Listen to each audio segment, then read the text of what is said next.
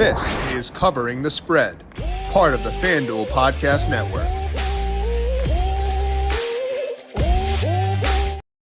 One final game left to wrap up a wild card weekend. It is the Minnesota Vikings taking on the Los Angeles Rams. The winner of this game will face the Philadelphia Eagles next Sunday. Hopefully a fun way to close things out for the opening round of the 2025 playoffs. Today we're going to break down my thoughts on the spread and the total in that game, letting you know my top player props at FanDuel Sportsbook as well. Welcome on into Covering the Spread, a FanDuel Research podcast. My name is JimSannes. I am a managing editor for FanDuel Research, here to take a look at the Monday Night Football game between the Rams and the Vikings to close out wildcard weekend, letting you know my thoughts on the overall markets of FanDuel Sportsbook and which bets I think are worth targeting for tonight. We'll dive into all that here in just 1 second, but first, a reminder to make sure you are subscribed to Covering the Spread wherever you get your podcasts.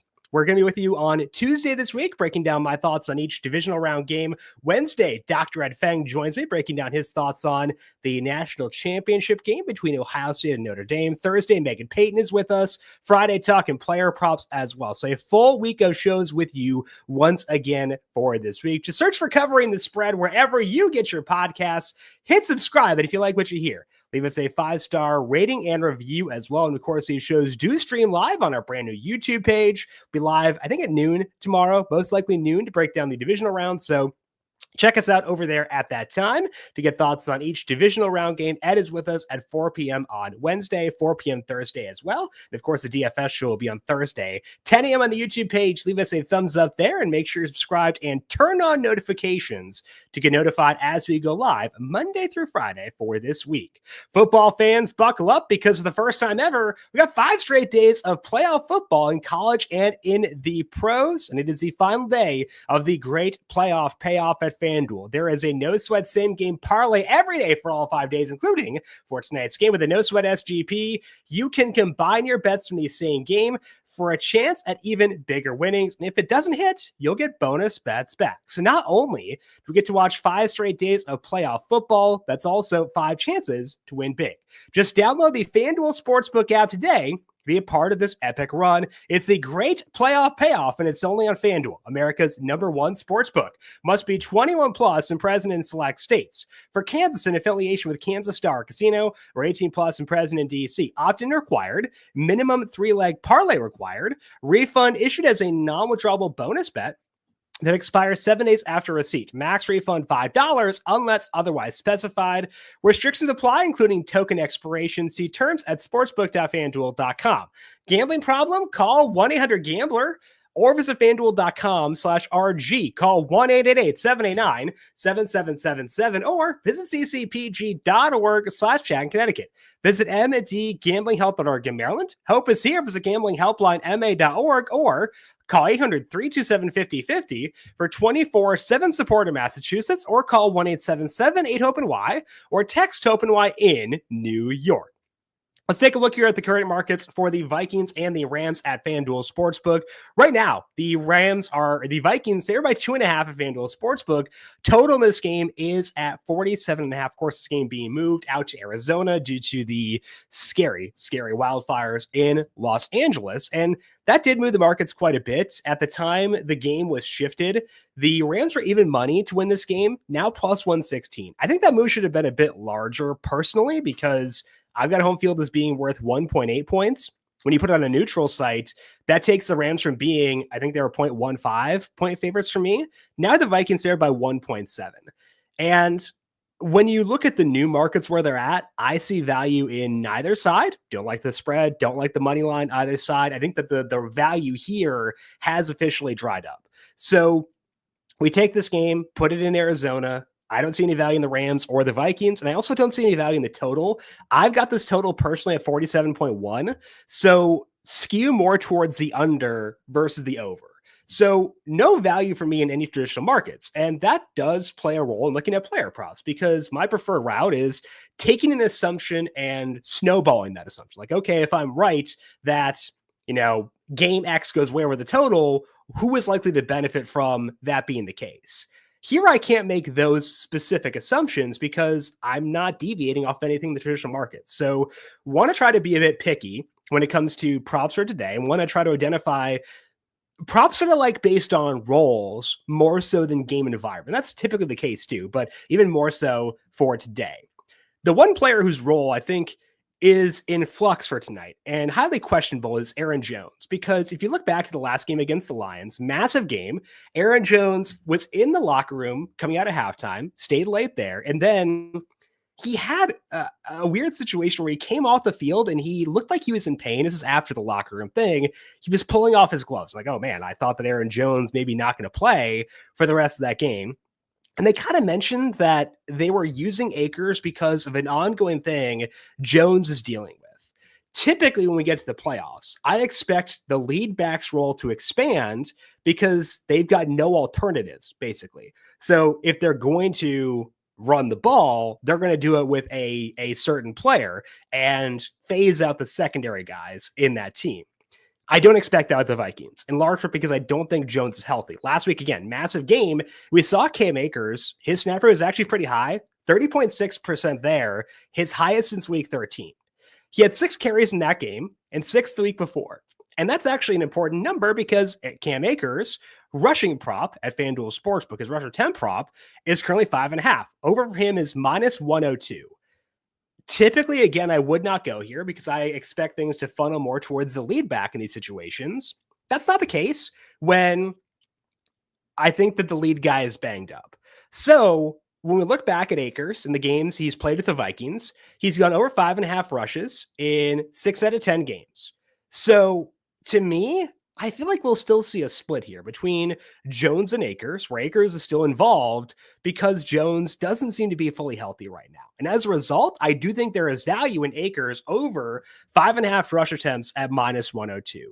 I also do not mind Aaron Jones under 59.5 rushing yards. I think that's at least in play. I might talk about that one later on as well. But to me, I think the better route to betting against Jones's role is betting the Akers rushing attempt over.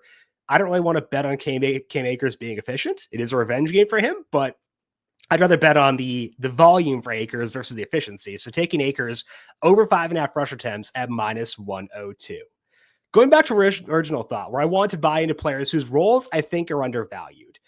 Given last week where we saw Jordan Addison and TJ Hawkinson do nothing, I think those are going to be the guys who we can buy low on for today. Addison's baseline prop is 58.5. I think that's about right.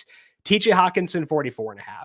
But with Addison, the key thing that I think is worth considering is his upside, because he's getting a lot of downfield targets right now, and downfield targets lead to chunk gains and can put you in play for alternate markets. Specifically for Addison, I think the best all market for him is 100 plus yards at plus 470. Now, this is a really big number, but it's an obtainable number for Addison with the role that he's had. If we look at them just since TJ Hawkinson returned, Addison has a 22% overall target share, but a 37% deep target share. That is actually higher than where Justin Jefferson is at in that time. He didn't do a whole lot in the first game of the Rams, and there was no Hawkinson there, so there's increased competition, but that split I just mentioned was with Hawkinson playing. And as we've seen, he can overcome that competition for targets because he's got 100 plus yards at a decent clip. It's 2 times in 10 games, so not a massive number, but he's gotten to 162 in one of them and 133 in the other. So in 2 out of 10 games, Addison has gotten 100 plus receiving yards. His baseline rate here, the implied odds of plus 470 are 17.5%. I don't want to go baseline numbers on Addison because he has a volatile role where he's not got the biggest overall target share, but he gets a lot of downfield work. And that downfield work could hit, but it also could lead to 1 catch for 0 yards, similar to what he had last week.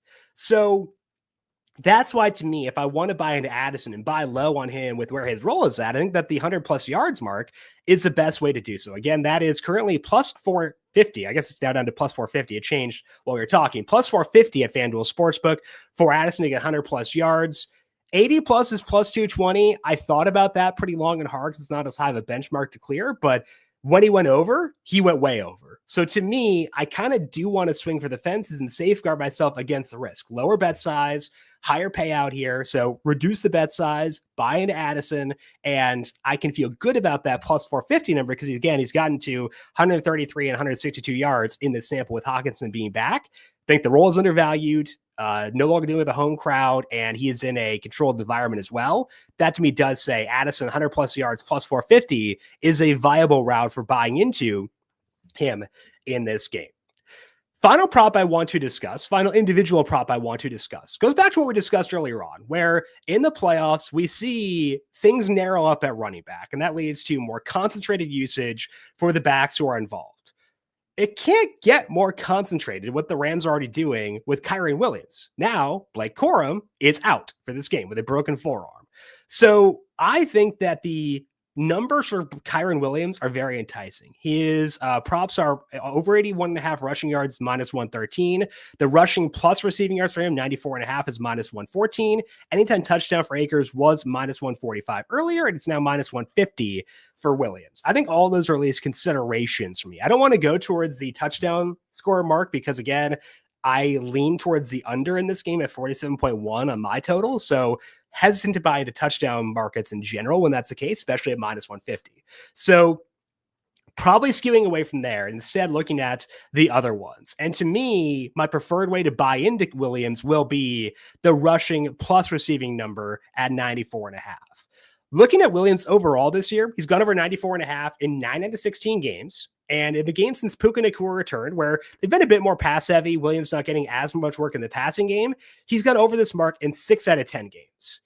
But it's important to remember that Blake Corum was getting a drive or two in almost all those. And that won't happen now. And I'd expect Williams to play like his, if I were setting a prop line for his snap rate, 99.5 over being, I guess, like plus 120 is where I'd settle in. He's got like almost 50% odds to have 100% snap rate in this game. That's basically where we settle in with Kyren Williams with no Blake Corum.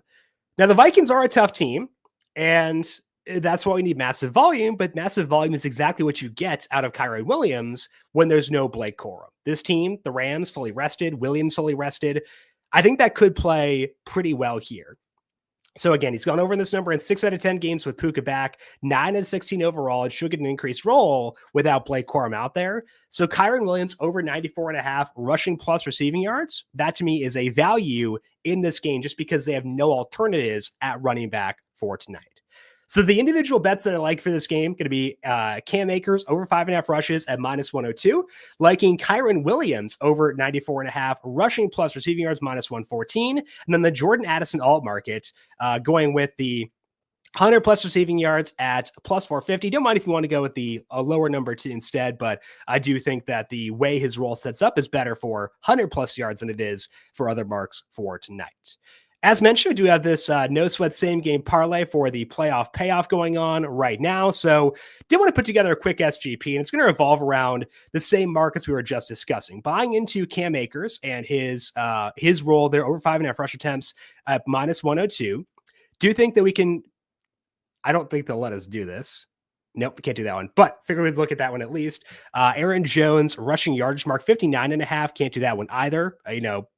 If for whatever reason they would allow you to, I would consider those as being considerations. But once they go with the Kyren Williams or rushing, can't do that one either. So it's basically the Cam Akers, the rushing number. So instead of doing the rush attempts number for an SGP, let's go with the yardage for Akers because they will allow more flexibility for that. Cam Akers over 21.5 rushing yards. We'll take Kyren Williams over 94.5 rushing plus receiving yards. And we could go Aaron Jones under 82.5. I'm a bit iffy on that one. If you look at him in the games with Cam Akers, 81.8 yards from scrimmage per game for Jones in that time. I guess we could potentially go that direction. Maybe that's the way you want to go. Jones rushing yardage, because I do worry about the passing, 59.5. I think that's probably the better way to go. So if we go with Aaron Jones under 59.5 rushing yards, Cam Akers over 21.5, and Kyren Williams over 94.5 rushing plus receiving yards, again, buying into Williams with no Corum and kind of fading the Aaron Jones role based on, again, the fact that I don't think he's fully healthy right now. That 3-leg same game parlay adds up to plus 529 at FanDuel Sportsbook. I think that works based on the way that these bets set up. So I'm willing to buy into those three markets specifically. Again, buying into only two different assumptions, but one of them I guess is a pretty good assumption with the Corum thing. And then just being skeptical of Aaron Jones with that injury potentially being in play again. Akers over 21.5, Williams over 94.5 rushing plus receiving, and Jones under 59.5 rushing yards adds up to plus 529 at FanDuel Sportsbook.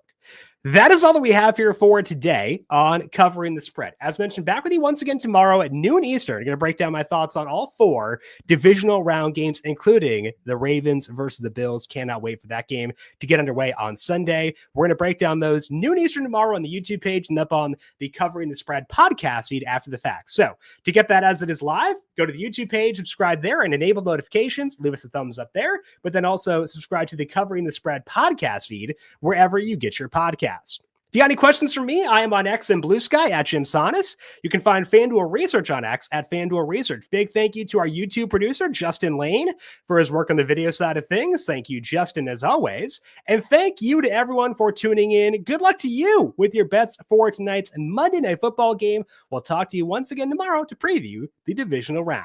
This has been Covering the Spread, a FanDuel Research podcast.